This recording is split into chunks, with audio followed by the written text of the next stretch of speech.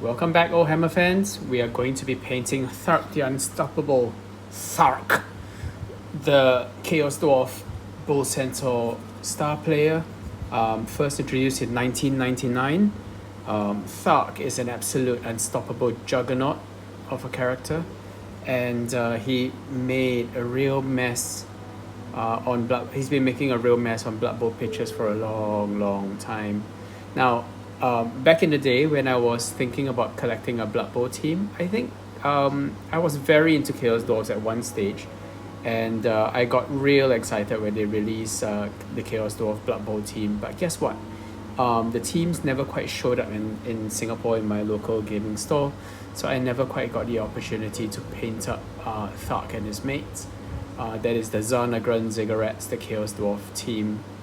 So it's always been something that I've always wanted to paint, and today I am going to indulge that preference. So today I am going to be blocking in the bull bits of his body. That's a lot of B's. Bull bits of his blood red body. This is Flesh Terrace Red, which is the darker of the GW Red Contrast series, and I think it's just a really good base coat for putting in just the main colors on this chap. Over this, I'm going to be dropping some Targor Red shade to enhance the shading. I think Targor Red shade is a really good color for deepening red and for intensifying things. You know, I give Hish Purple a lot of stick, but if I'm to be honest, someone mentioned that I can actually use Hish Purple to shade miniatures that are painted red, and actually this is a really good example. And then I looked through my collection. I actually have Targor Red shade, and Targor Red shade is about as Hish Purple as you can get. So maybe let's give that a shot today, and let's see how Hthark starts off. So Hthark is a fairly large model, but he's not too complicated. Not much more complicated than your average Chaos Dwarf. So I always say that Chaos Dwarves, you know, you kind of feel like you're painting a Chaos Dwarf body, and then there are up to three additional areas that you need to paint and put in details into. So the first of these is of course that incredible hat. It's usually as tall as the Chaos Dwarf himself. And then their weapons tend to have a lot of like inlay and extra detail as well.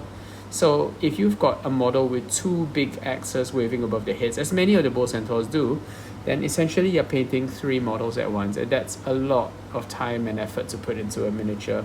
Not that it's unenjoyable, because the Chaos Dwarves are just, you know, sculpted really wonderfully. They've got lots of personality, lots of glee. I mean, they genuinely seem to be kind of enjoying themselves as they like pelt towards the enemy. But yeah, lots of little detail areas that we need to put in a lot of care and effort into. Not so for Hthark, because this is Blood Bowl. He's got no overt weapons, although with Hthark, to be perfectly honest, you could consider the guy a weapon himself. Hthark has the stats of a strength boosted Bull Centaur, very strength boosted, in fact 2 points above the usual score of strength 4 for a Bull Centaur. This guy is straight up strength 6, which is intense. To put it in context, a charging Minotaur with horns is strength 6, right? And this guy is just strength 6 out of the gate. So Hthark is a bit of a playmaker. It's a bit of a engine of destruction as he steams down the Blood Bowl pitch. He's not particularly agile, although he does have break tackle, which pairs well with his high strength. So he can make the occasional strength-based dodge, but he's going to be having trouble picking up the ball, which is just a general Bull Centaur problem. You know, agility of 4+ doesn't help you a lot in this edition. And he's always been like sort of edge busted in general, right? Just like all other Bull Centaurs. Bull Centaurs back in the day used to have an agility of 2, which adds up to the same score of 4+ to pick up the ball. So that's just a thing that Bull Centaurs always have had to deal with. And yeah, it's just, you know, it's a trade-off really, with the fact that Bull Centaurs are probably one of the few units or players that are practically as fast as gutter runners, with a few easy sprint sure feet rolls, making it so that they can move an average of 9 squares.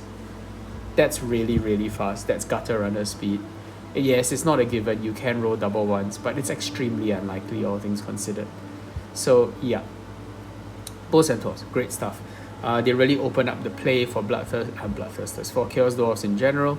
They open up the pitch and they make 1 turn or 2 turn touchdowns, more likely, a lot more possible, which really opens up that kind of like stretch play for Chaos Dwarfs. I love Blood Bowl. I've been playing it for a really, really long time. You know, I wax lyrical about the benefits of playing Blood Bowl, about how it's a game system where the rules are relatively clear and easy to understand for both sides, relatively few problematic interactions, you know, satisfying, simple but satisfying roster crafting, and basically a grid-based system, so you don't need to worry about things like line of sight and measuring and so on and so forth. So just a really good system to get into if you're a little bit tired of all of the issues that standard Games Workshop games with lots of measuring and so on, you know, cause. So it might be a good idea to sort of branch into this game, or at least give it a shot if you're keen on trying something that's a little bit less likely to result in an argument. My 2 cents. But yeah, so we move on now that we've finished all of the flesh areas with Flesh Terrace red, nice deep intense red, and we're going to switch to a smaller brush, and we're going to just go in and drop in red on all of the scale areas. So this is a different shade of red. Yes, I know, more red, but this is basically my standard mix of Blood Angels red, which is itself a lighter shade of red, and then cut with an equal amount of Gryphhound orange. And what that does is it gives me a much more bright and I guess attractive kind of red. It's got lots of orange in it, so it's kind of like a deep orange when you think about it. And this is a really good point to develop your bright red tones from. And bright red tones are just such an important part of painting any and all old Hammer miniatures. You really want to make sure that you get a good analog for this color in your arsenal before you try to paint any old Hammer miniatures, because it just features a great deal. Just as a kind of like secret behind the scenes sort of thing, the background color that I use, this sort of green blue tone, is chosen specifically because so many old Hammer miniatures are going to be red. So it makes perfect sense to get a color of backdrop that will sort of work well with all of the red that I expect myself to be painting. Since this channel focuses entirely on old Hammer miniatures so far, I might do, you know, more recent models soon. I haven't really quite decided. Obviously old Hammer models which have recently returned as old world miniatures don't count. But yeah, I might do some more recent models soon at some point if there is the desire for it. But to be perfectly honest with you, I think I wouldn't be quite as complimentary about the overall design choices and you know, just experience of painting newer models. I just think the older ones have a lot more charm and have a lot more to love about them than more recent. I promise that's the last time I'll complain about that. So dropping a little bit more Flesh Terrace red into there before moving on to his torso proper. So funnily enough, the original 1999 edition of the Zharr Naggrund Zigurrats, you red, right? Like all Chaos Dwarfs kind of have this bright red because, you know, the scales and so on. And to be fair, Hthark's lower body is exactly the same lower body as the Bull Centaurs from the Warhammer range. To be perfectly honest, Games Workshop never really put oh, that's not fair. It's a bit unfair to say that they didn't really put in a lot of effort into it. But I think because demand was surging for new factions and new armies to collect and so on and so forth, Games Workshop was quite judicious with the use of pre-existing assets. And this really shows for the Bull Centaurs in the Chaos Dwarf team, because first of all, they didn't produce any Bull Centaurs for the Chaos Dwarf team. The only Bull Centaur you could get was Hthark the Unstoppable. So the star player ends up being the only Bull Centaur miniature ever made for that edition of Blood Bowl. And so you were always intended to buy multiples of this model, up to 3 if you wanted to have both Bull Centaurs as well as Hthark himself. And to make things kind of a little bit more egregious, the lower half of the body, the bull part of Hthark, is the same one as the one that features in the Warhammer Fantasy ones. So they didn't even resculpt like new lower legs. I guess it's okay. I mean, how much different can it look? But it was a little bit surprising to see that they took a shortcut like that. The other interesting little detail is that these models are done by Gary Morley, right? Who basically did all of the second and third and Blood Bowl miniatures. When they started to branch into all the individual teams and so on. And I think he's done a really good job. This Hthark miniature is therefore an unholy fusion of Gary Morley's signature style for the upper body, as well as the original Alan and Michael Perry Bull Centaur lower body, lower halves. And I mean, for the most part, I think they pair rather well. I don't have big complaints about this miniature. I think he looks pretty good actually. So yeah, I am putting on red onto the top of his hat because I think, well, I'm going to show you why I think this model needs more red. Simply because at the time, oddly enough, the Zharr Zigurrats, as pictured on their box art, were painted red for all the armor and stuff. And usual hobgoblins are green, chaos dwarfs are flesh tone, the usual stuff. But the team colors were blue and white, which I know, such a weird choice, right? I mean, if I had to think of which colors would be the team colors for Chaos Dwarfs, I would choose anything other than blue and white. Blue and white just feels so Middenheim, doesn't it? Just feels so Empire. It's every team other than Chaos Dwarfs. But you know what? It kind of works because the rest of the sort of neutral non-team color parts of the miniature are so red, so warm, so intense and so bold that you really need colors that pop, or at least work very counter to your usual expectations on your Chaos Dwarf miniatures in order to sort of make them visible. I imagine that if you did them in yellows or like black or any of these other colors, these colors would all vanish directly into the very, very potent Chaos Dwarf color scheme.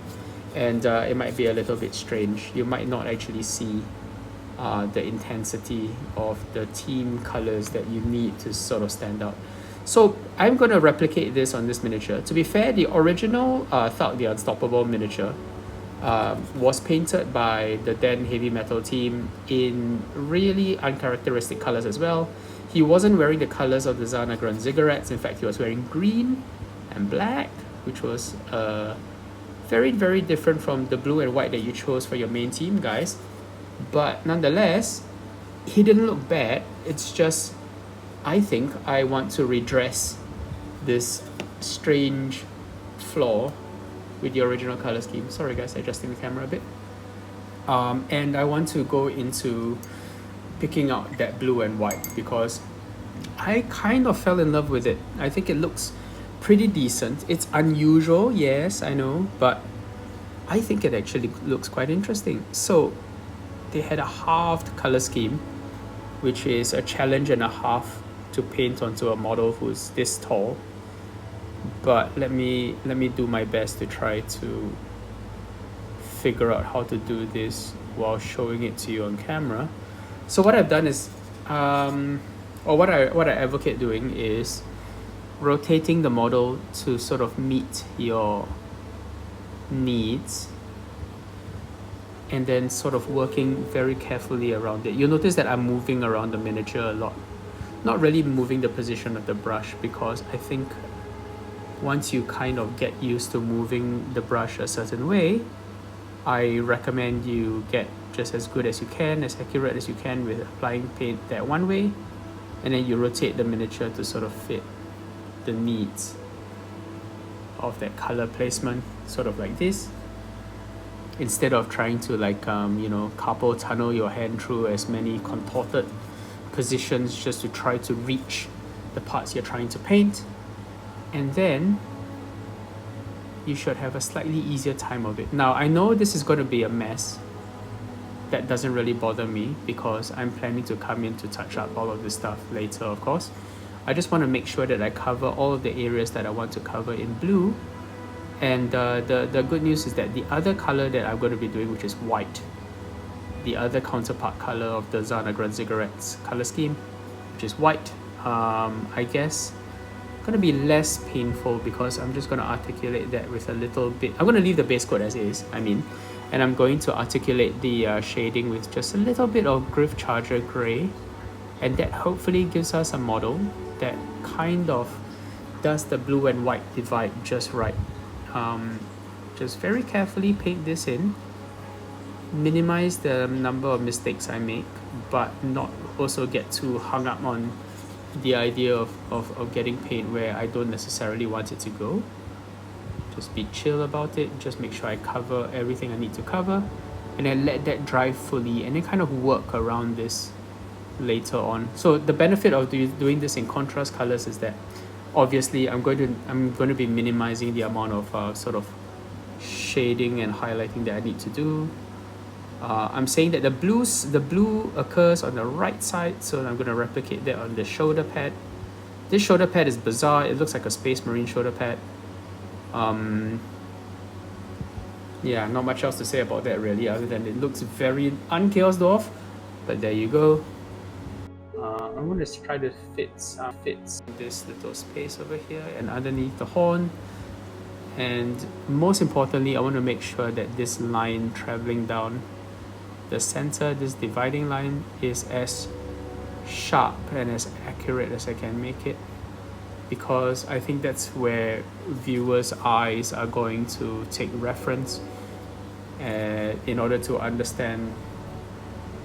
Ooh, did I mess it up? Oh, I did. Okay, I have covered a little bit too much blue.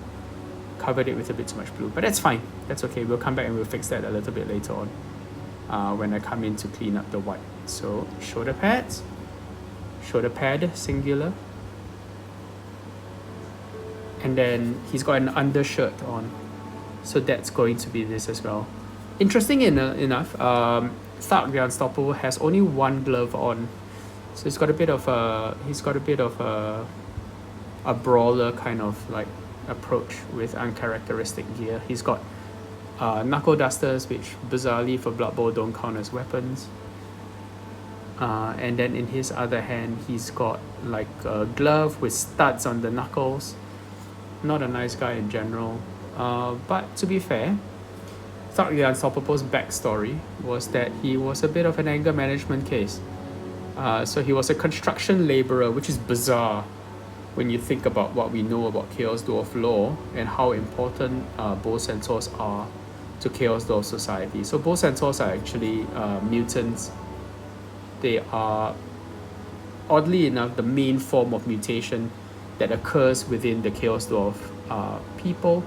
The other mutation, notable mutation, being that the sorcerers often turn to stone after a very long period of magic use and exposure.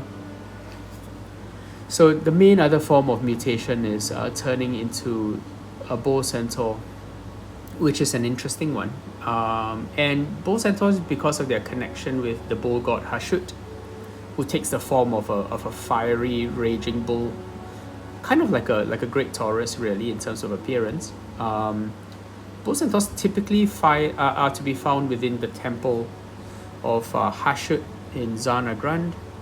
So they tend to be sacred beasts, and they tend to not, have to work on like manual labor and so on. Their main calling seems to be as secret agents. Well, not secret. Hard to be a secret when you're a gigantic bull-bodied dude, right?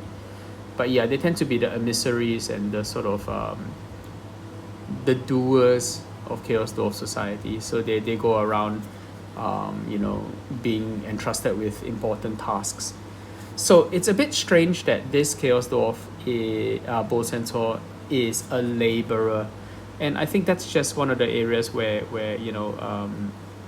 Blood Bowl very often differs with Warhammer lore, because up until I think it was 3rd edition, the Warhammer world and the Blood Bowl world, so to speak, were not the same thing.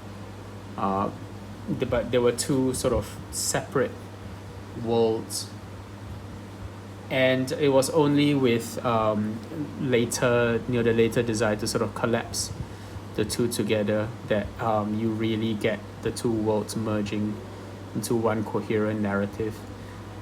Yeah, so previously it was all same but different. Now officially the Warhammer world and the Blood Bowl world are one, which is interesting. Can't say I love that necessarily, but you know what, with how similar the two are already, I think that's just fine. It is just what it has to be. And to be honest, that would probably make it a lot less confusing for people trying to get into the game, because it doesn't make sense that all the recognizable races are all there, but no, somehow the worlds are separate from each other. So let's just not go there. Let's just make them the same world. Maybe this is an alternate reality version of the Warhammer world where they discovered Blood Bowl, and that's perfectly good. That works for me as far as I'm concerned. So in this reality, Hthark the Unstoppable was a laborer, right? He was essentially a construction worker, but he had such a phlegmatic attitude. He had such absolute rage and disdain for his co-workers that he kept causing accidents. But at some point, as is so often the case with these stories, somebody from the Zharr, Naggrund, Zigurrats gets wind of this particularly violent Bull Centaur, and decides that he would, give him a chance to try out for the team. And the tryout is a success. He goes on to maim a record number of the Zigurrats opponents, while hopefully killing as few hobgoblins as possible. I don't think he ever mentions that though. Bull Centaurs are sentient, right? They're not animals, so they're kind of okay. Even though Hthark had a bit of anger management issues, he kind of managed to channel it in a useful way, and then he goes on to be the Zigurrats' #1 killer, and that suits Chaos Dwarf society, which is already incredibly cruel and violent and so on, just fine. And Hthark goes on to become a mighty star, and it's just one of those many wonderful stories of sort of people or players or creatures not quite fitting into society in the Warhammer world, and then sort of finding their calling within the blood sport, essentially, that is Blood Bowl. And that's a common trope within Blood Bowl, because it's kind of amusing to sort of imagine what all these members of fantasy races were doing, back when they were hating their day jobs and they were just regular people, and then they get suddenly catapulted to stardom, and then now they're just murdering their way through the Blood Bowl pitch. Really, really cute, really of its time, and very enjoyable to read about. So, lots of blue, and at this point he looks like Uncle Sam, right? He looks like an American because there's red, white, and blue, and he's got this giant hat that kind of looks like Abraham Lincoln's top hat. So just bear with me. I will be eliminating all of that white, with the exception of what occurs on his team colors. So maybe he will remain red and white and blue, but well, there we go. That is how it is. Cool. So this is the mistake that I made, because I thought that the cutoff point for blue was over there on the left side. That is not the case at all. It should actually end way sooner. I just got confused with the shape of the helmet, but no matter. A little bit of Vallejo silver grey to touch up, and we should be ready to move on to the next tone. I will be hitting this with a hairdryer very shortly, because I need to make sure that all this stuff is extremely dry, so that I don't create a gigantic mess when I apply colors over this. Please bear with me. I will spare you the noise. Yeah. Cool. So I think that looks fine.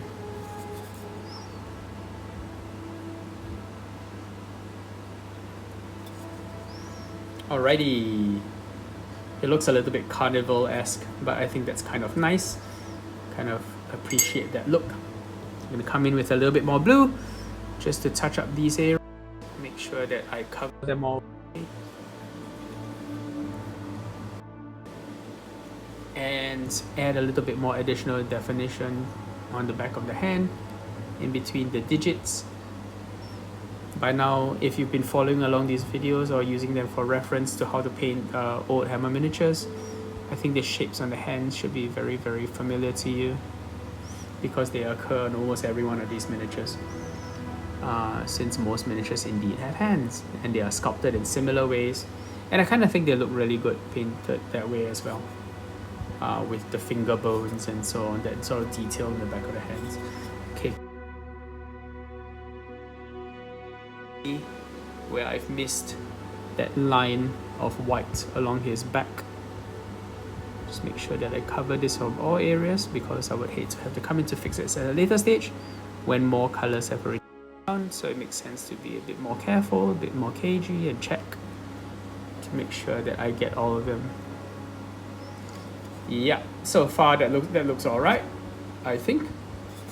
A little bit more white, or off-white, silver gray specifically, to patch up this area that I put the blue onto by accident, and then I will hit this with a hair dryer shortly. Cool, back in a bit. Alright guys, we are back, and as promised, I'm going to come in and start to trim away a lot of the black areas on the miniature so it looks a little bit less red, white and blue. So this is just Black Templar mixed with a tiny amount of contrast medium, and this is just going to be painted over all of his beard, as well as some of the other inconvenient areas that I don't really want to deal with, in particular his, like the recesses of his garments and so on. All these like little tight spots that don't really need to be picked out in a strong and specific color would kind of be better off just receding into like the shaded zones. So oops, his tail hairs,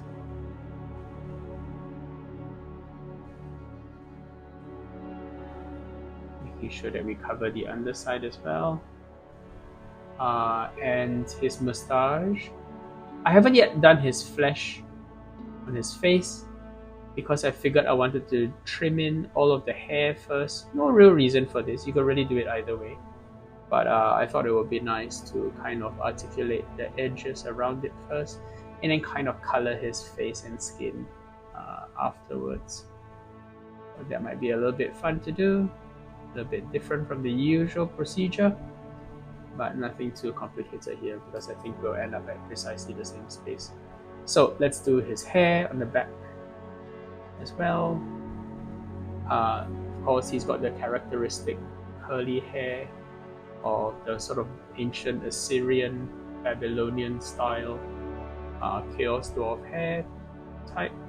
Lots of tight curls around most of his face, and that gives him that signature Chaos Dwarf look that was so beloved of a young Kenneth at the time. I love these miniatures. They were so unique and distinctive. I mean, in retrospect, maybe they're not the best miniatures in the world on a technical standpoint, but they certainly were extremely collectible, and they were quite unique for all that. Kind of really like the way they look. Also, there's the eyebrows to think about. So let's do those. Again, where you've got really dense kind of detail like around his hat and around, you know, all the tight spots on his face, it's entirely okay to sort of make a mess of it. Come back in with the original undercoat layer again, and then kind of just clean it up a little bit before going to the next contrast color. That's to be expected since, you know, you're working with very tight spots. Sometimes it's inevitable that we make mistakes, and that's entirely okay. That shouldn't stop us from making forward progress. We just need to accept that that's part of the process, you know, and then we'll move on from that point. No need to get too hung up about making these locations absolutely perfect. They look fine just as is. Just accept that there will be an ugly stage before things inevitably get better. Yep. Cool. So that's, oops, missed the spot over here, but that's most of the beard and the hair done. I considered doing the belt around his waist in black as well.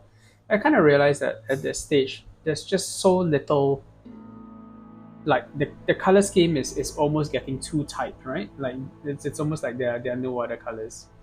So maybe what I'll do for that is put in a nice sort of Nazdreg yellow, sort of a yellow brown, just to have at least one thing that it's in the color that you might expect. It might not be necessary because, to be fair, he does have a lot of these very uniquely shaped horns on his helmet, suggesting that they're basically more natural horns rather than say metal spikes. So I might forego that, but it's okay, we'll leave that till later. So I'm coming in again with more of the Flesh Terrace red to kind of make sure that I define these shapes on his body, on the bull part of the body, a little bit more, making sure that we sort of define this a little bit more before we go to Targor red shade, which is altogether a darker shade, as you will see, and embarrassingly close to Hish purple, a color that I've shat on in the past because I couldn't quite figure out a use for it, but I've been set straight by the comment section. Fair enough, I will use it. I will use Hish purple or Hish purple light colors essentially to shade some of these red spots, and I think the model will look better for it. Okay, so a little bit more of this stuff, and I think the next thing I want to focus on is silver, because that will determine where the gold will sit. So Chaos Dwarves are fairly well-to-do as a race in general, and on account of all that industry and mining and terrible things that they do to lesser races, so it kind of makes sense to treat their equipment as if it is top tier gear, like really high quality stuff. So let's just make sure that we do all of the metal bits in silver first, and then we'll decide which bits to pick out in gold.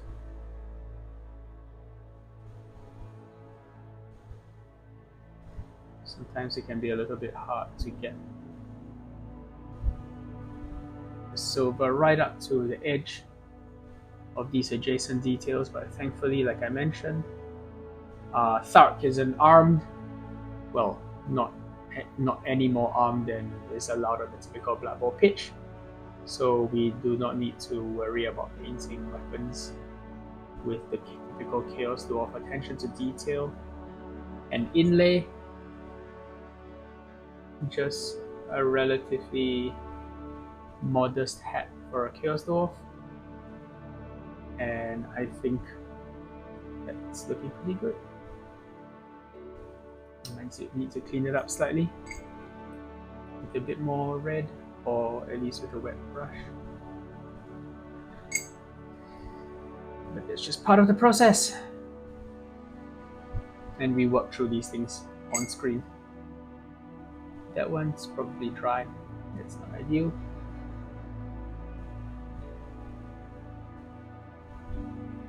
There we go. And then we move on to a bit more silver. This mentions the studs on his gloves, making them look nice and dangerous. Nice and twinkly, shiny. Reminiscent of the stars that Hthark's opponents inevitably see after a good sock in the face. And his trim, which curiously enough is short of a number of studs. I'm not sure why that is, but it's okay, we will honor the detail as is. And his skull belt buckle, which I had to sort of resculpt a little bit because the version of the model that I got was missing sort of like part of the skull. It looked a little bit strange, so I went ahead and resculpted some of this. And then his knuckle duster. There's a surprising amount of metal in this model actually, it's just scattered all over the place.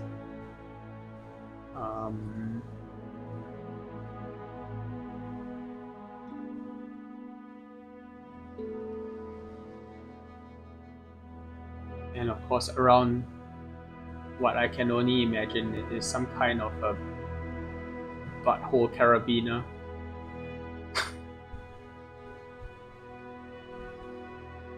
Should be one of the recurring characters of this channel, the butthole carabiner. So it's a carabiner that you hook around your Bull Centaur tail over where his butthole would be. Nothing deviant or particularly dangerous or horrifying about that. Just part and parcel of life as a Chaos Dwarf Bull Centaur.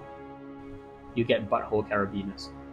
And this is actually on every single Bull Centaur, right? Even within, like, if you're painting models for the old war, you will have to deal with the butthole carabiners. So that's just part of life. I'm afraid if you are playing Chaos Dwarfs, you know what I'm talking about. If you've painted Chaos Dwarfs, you know exactly what I mean by butthole carabiner.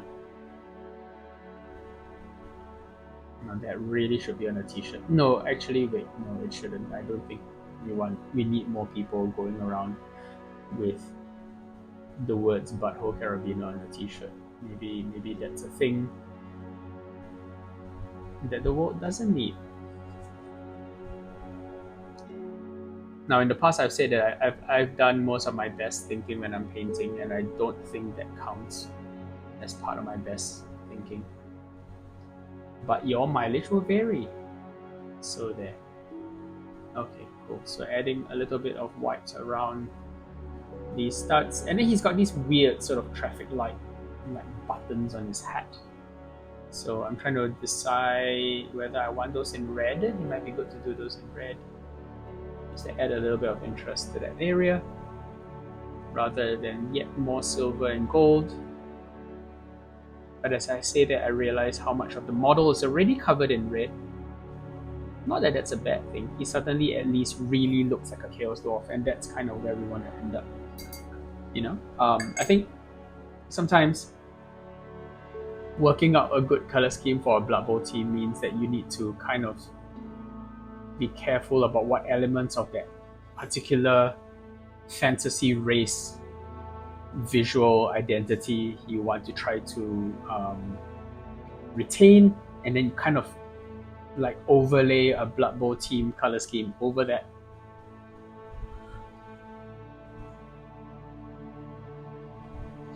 So a bit of care needs to be taken, but that's just part of the fun of the process. Okay, I've held off long enough. I am going to come in and do his flesh. I'm not sure why I put it off so long, but yeah, it's time for sure. So I'm going to start on his face because the black irish around it should be dry by now. And there's something about painting on the skin tone. Ooh. Dark. You know what? Yeah, definitely hair dryer time. Just a second. Okay guys, we're back.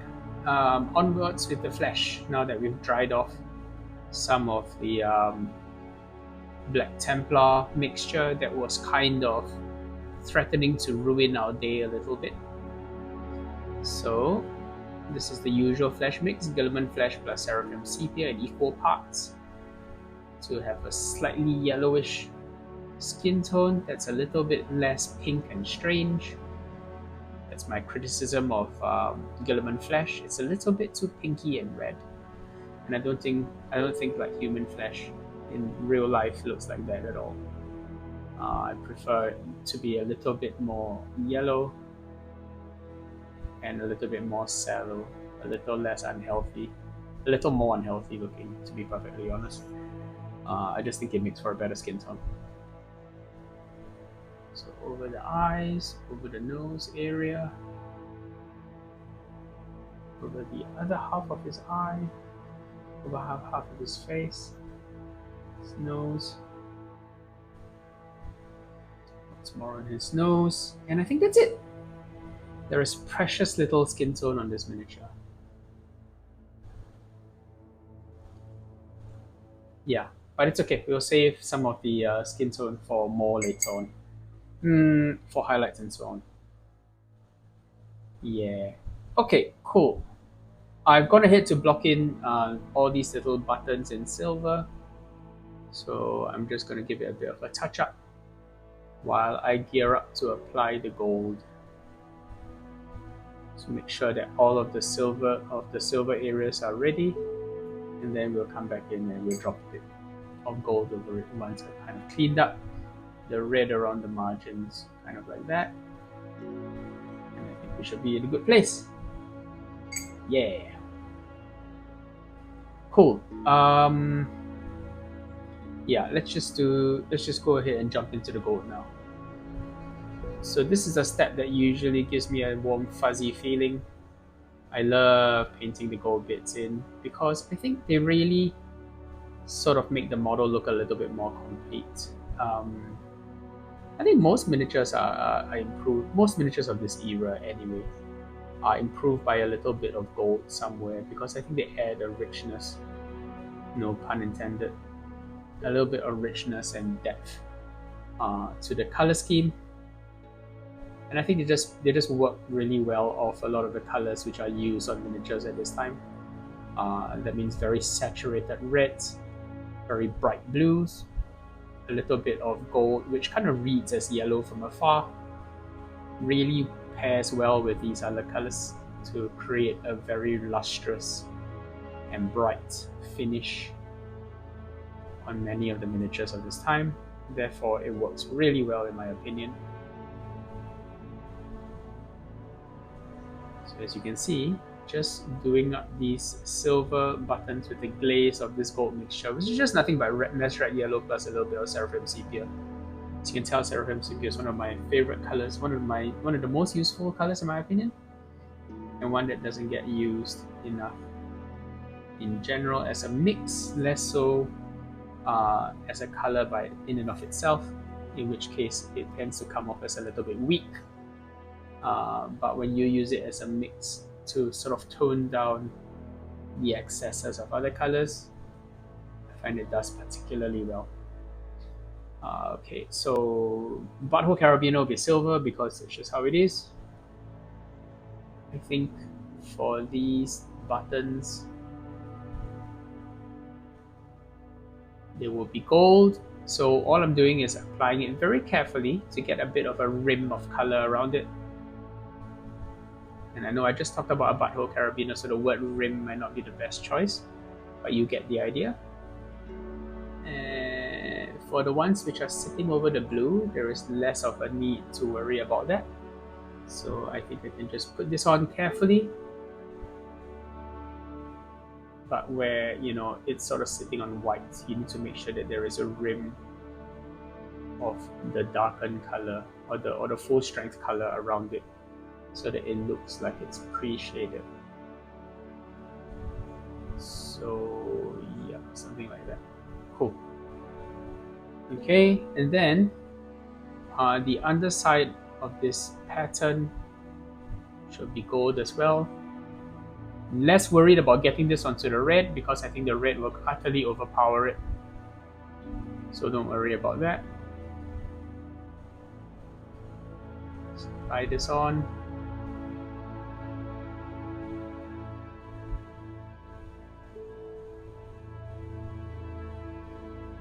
Make sure that there is enough gold on this to hit the saturation levels that we want.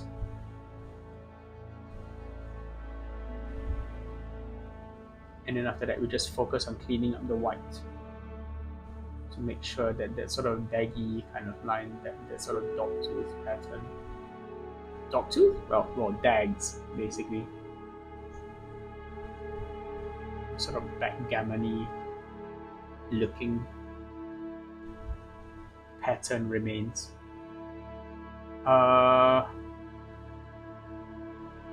thinking about where else this might go.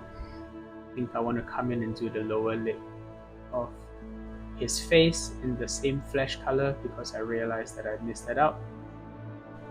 I was wondering why he was looking a bit strange. Actually, because the lower lip was colorless. And drop a little bit more of this where needed on his face. Where you've got really particularly dark recesses, it helps to let the flesh mixture kind of pool a little bit. Take off a little bit of excess where it's not needed. But for the most part, I believe it is needed. Cool. Now we're going to come in and do, I think,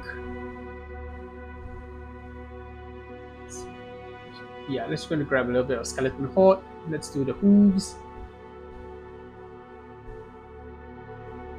It's not too complicated. And will give us a little bit of time for the other colors to dry and to settle.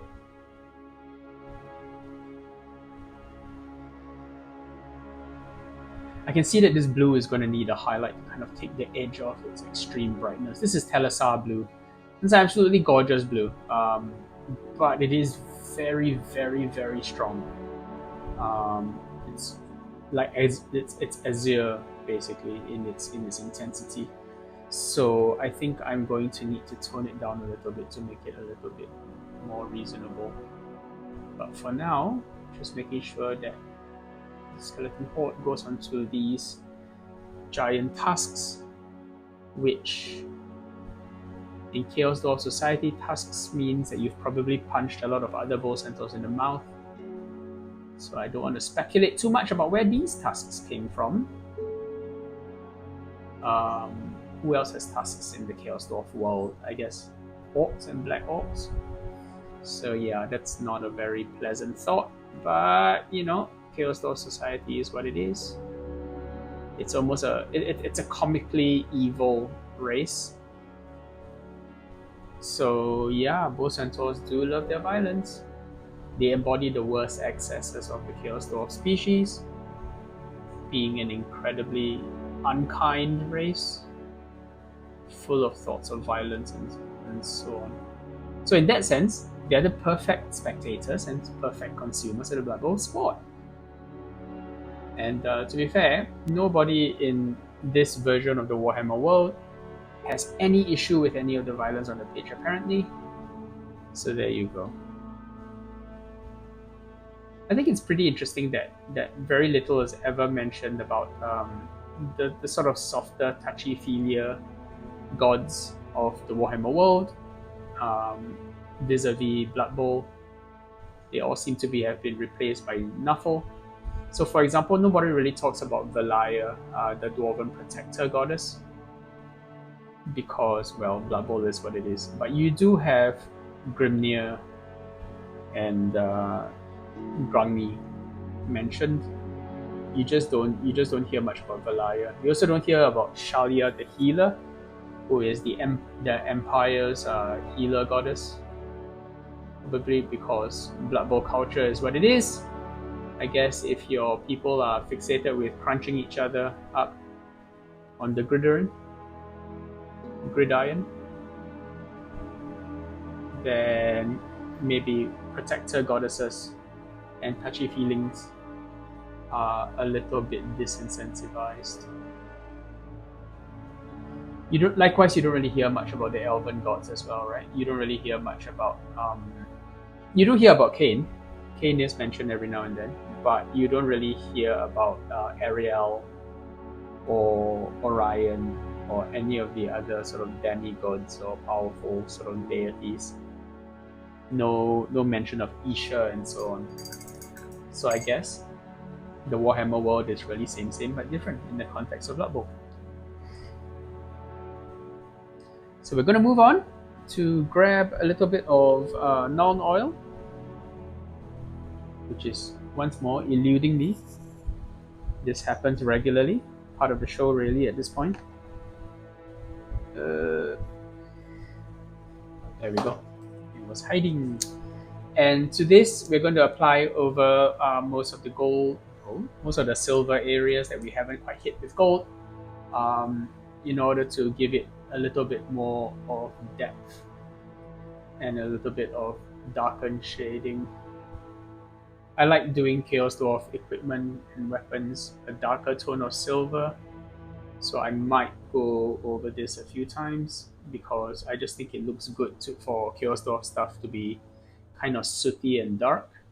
It really suits their kind of, not subterranean, but sort of like ash waste kind of home ground.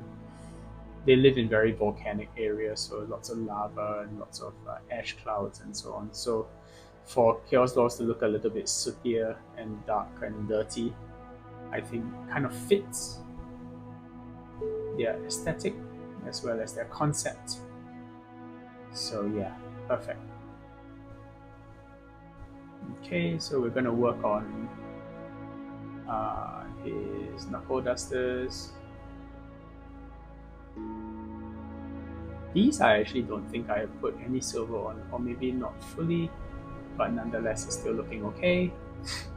And then the other bit that kind of scares me a little bit are these little sections of trim, which I have to very carefully apply the non-oil to. It would be a disaster for it to squish all over the place. And just very carefully, just like with the buttons, run the wash over the surface of that band of metal with the aim of creating these parallel dark lines on either side of it, top and bottom. In the same way, like when we apply the gold wash over the silver buttons just here, with an eye towards creating a ring of darkened color around it. And then we're going to do the same to this bottom area. Some cleanup is inevitably going to be required, but for now, let's just try to make sure that we get it as neat and as clean as possible to give us the best possible base to work over. And I think we're doing okay. A little bit of the non-oil now over the beard, kind of darkening the areas which are close to his face and mouth to ensure maximum contrast.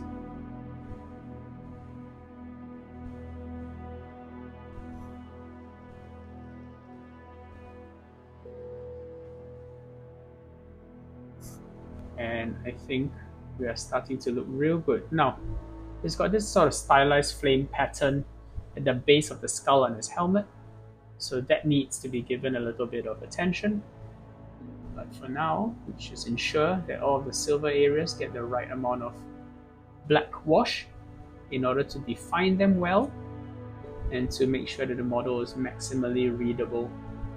I mentioned in the previous video about dwarves that you want to always be careful about how you keep your dwarf miniatures looking as readable as possible, because dwarves have a non-standard kind of body plan about them. They tend to look almost like headless humans if you don't emphasize the faces well. So let's just make sure that we keep it as readable as possible. There's lots of beautiful detail on the miniature anyway, so it's just a case of making sure that you separate the individual parts and you paint them in colors that people expect to see on them so that they can be understood as such. Right now, I'm adding a silver gray highlight over the skeleton horde tusks on his helmet, making sure that I clean up any areas of staining from the wash that might have gotten onto the tusks. So I really like these tusks as a design decision. I think they make the head look very appealing. I'm a little bit, as much as I love the Michael and Alan Perry Chaos Dwarfs, this Gary Morley take on that design is pretty good as well. I like the addition of these tusks. Michael and Alan Perry never did the tusks. They spent a lot of time doing arrows because that was more of their thing. To be fair, those look great, but the tusks I feel are a very worthy addition.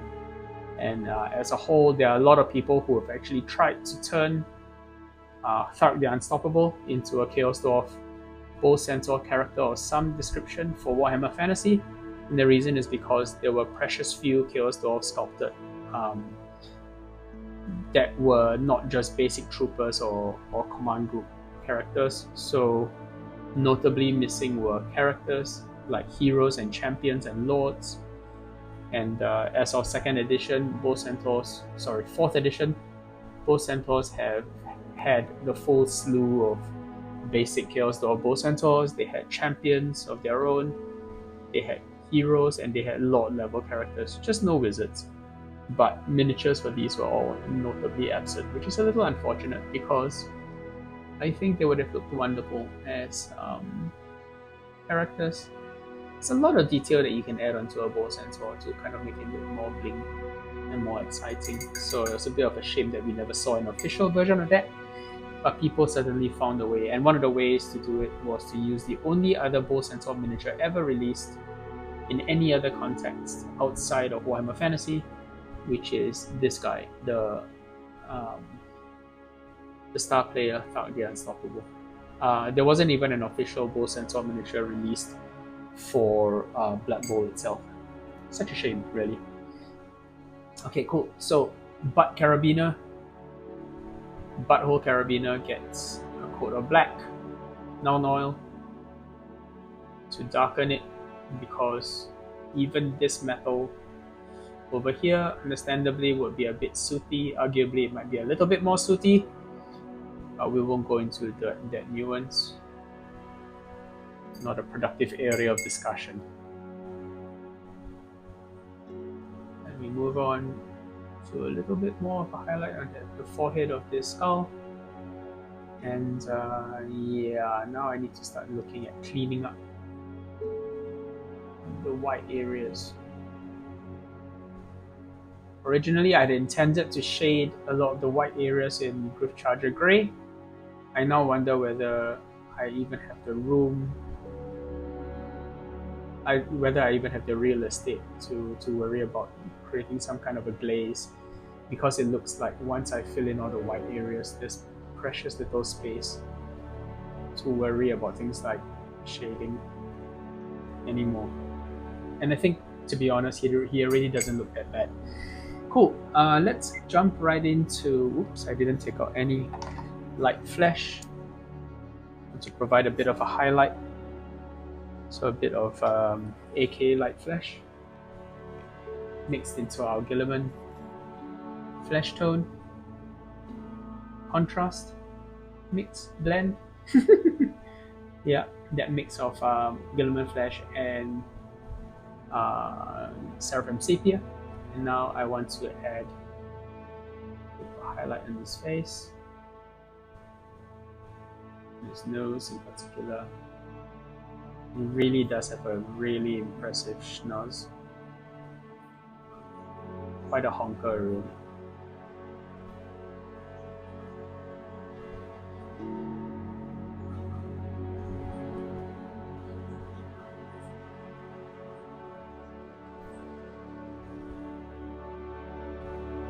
A little bit of the excess, and I think they're in a good place.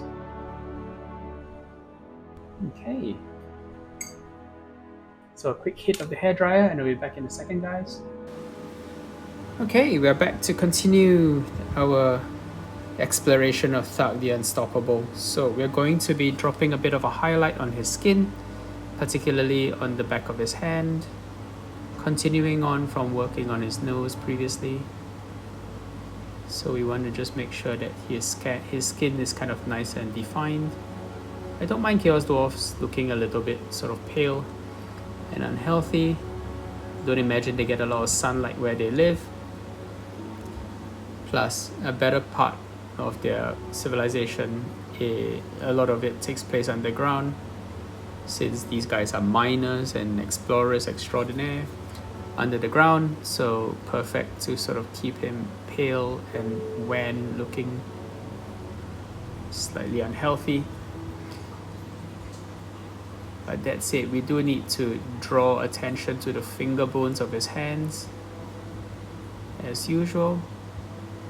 So making sure that we keep the digits nice and bright. the knuckles on the digits nice and bright.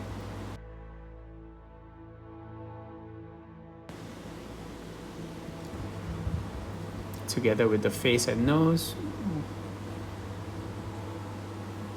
Just want to keep nice and bright and intense. And I think that looks pretty good. Maybe just one more touch of light flesh, primarily on the knuckles. And this makes sense also because you are really drawing attention to the metal that he's wearing over his hands, right? That knuckle duster. So you kind of want to have your eye drawn towards the business end of his fist. Lovely. You can paint in his fingernail as well. I'm not a big fan of painting fingernails on miniatures a different color, unless it's appropriate, of course. Unless you're trying to imply that someone's wearing basically nail varnish, which could be a thing if you're painting say an appropriate model for that. But I don't think this Bull Centaur. Then again, black would be kind of cool. Okay, never mind. Let's just leave that for now. So now I'm usually an exponent of keeping the color schemes on your miniatures fairly restrained. But one thing I always see on many character Chaos Dwarves is this idea of the skull spewing flames. So this little space here really does need to be accentuated, and it's on his forehead as well, so it's going to be really bright and prominent and therefore worth emphasizing. Yeah, I think that looks all right. Now let's move on to highlighting some of the Telesar blue. So we're going to grab a little bit of silver gray, mix it into the Telesar blue, and now we're going to apply a highlight around most of the blue areas. So this is just a case of making sure that the edges are nice and sharp and readable. You don't really need, in my opinion, to go around all of the areas. Just really the tips of this unusual garment. I don't even know how to describe this garment. It's kind of unique to Chaos Dwarf Bull Centaurs. But essentially it's kind of like it's not a horse blanket. I don't know. I don't know how to describe this thing. I think it could be a bit brighter, to be honest. A bit more worth doing, more visible. But yeah, essentially we want to just do a sharp highlight around the edges of this odd armored garment.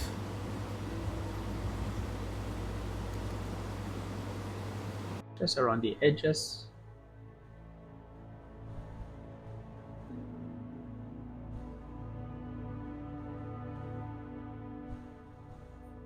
Maybe a little bit around the inner edges as well.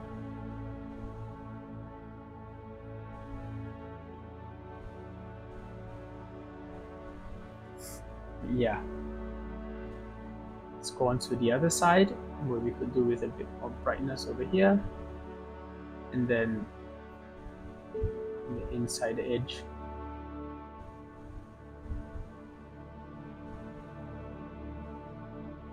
Okay, now let's go on to doing his knuckles.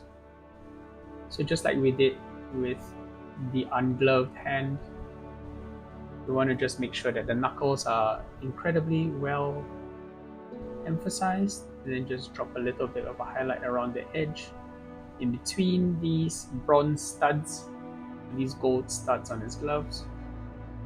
You can afford it. And then just a bit of a highlight on this very Space Marine looking shoulder pad. Just feather that in.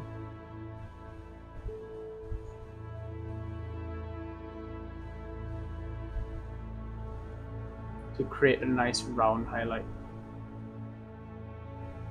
And then we can come in and brighten things up a bit further.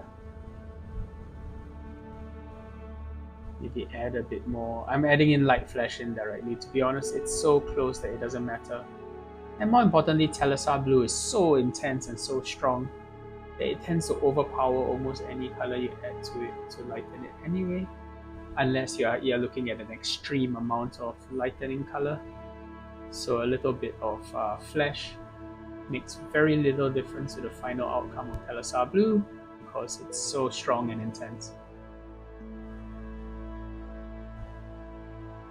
Okay.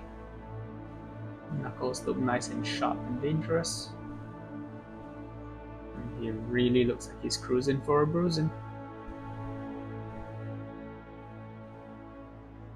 A little bit more blue as a highlight around his garment.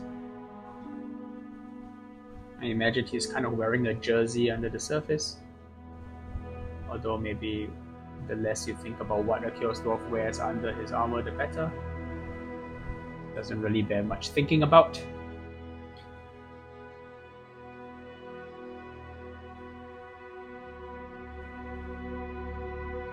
And just clean it up a little bit. And then go right in with one last highlight, but this time only catching the extremities of his outfit.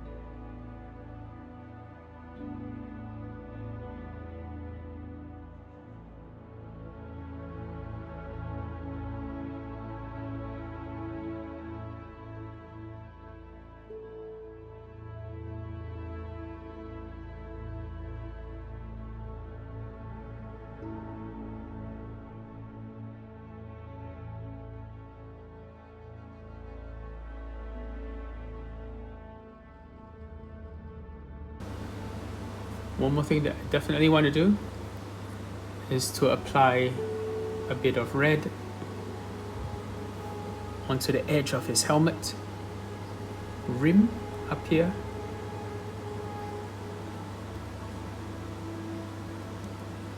A bit of ice yellow would help, I think.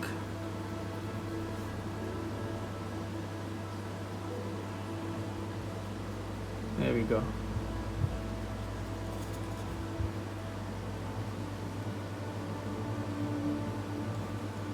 Sometimes it's these little touches that kind of remind you of the shapes of things and go a long way towards accentuating the forms that you see on extremities that might otherwise go unnoticed, but you know, as someone who probably spends a little bit more time, too much time spending on it, like staring at these things, it makes sense to try to get it looking right.